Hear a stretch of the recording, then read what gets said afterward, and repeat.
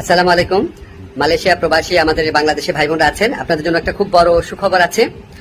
আপনারা হয়তো ইতিমধ্যে খবরটা পেয়েছেন, তবু আবার কনফার্ম করছি যে মালয়েশিয়াতে যারা বাংলাদেশের আমাদের শ্রমিক ভাই বোনরা আছেন তাদের জন্য মালয়েশিয়া সরকার মাল্টিপল এন্ট্রি ভিসা দিবে এই ঘোষণা দিয়েছে।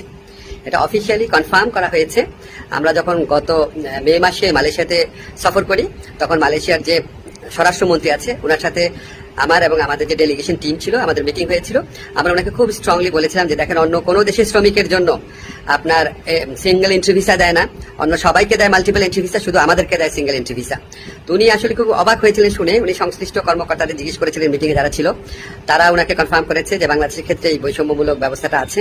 তো উনি এটা শুনে সাথে সাথে নির্দেশ দিয়েছিলেন। তো তারপরও আমরা খুব ওয়েট করছিলাম, দিনের পর দিন যোগাযোগ রেখেছি কবে এই সুখবরটা সত্যিকার অর্থে আমরা এক্সিকিউটেড দেখতে পাবো।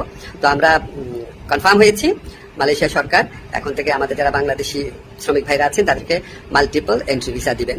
তো ইনশাল্লাহ আরো মালয়েশিয়ার ব্যাপারে ইনশাল্লাহ আরো কিছু গুড নিউজ আমরা অচিরেই দিতে পারবো। আমাদের অলরেডি একটা প্রতিনিধি দল মালয়েশিয়াতে আছে, সামনে মাসে আরো বড় পর্যায়ে একটা সফর হওয়ার কথা আছে। ইনশাল্লাহ আমরা খুব দ্রুত আরো কিছু গুড নিউজ আপনাদেরকে দিতে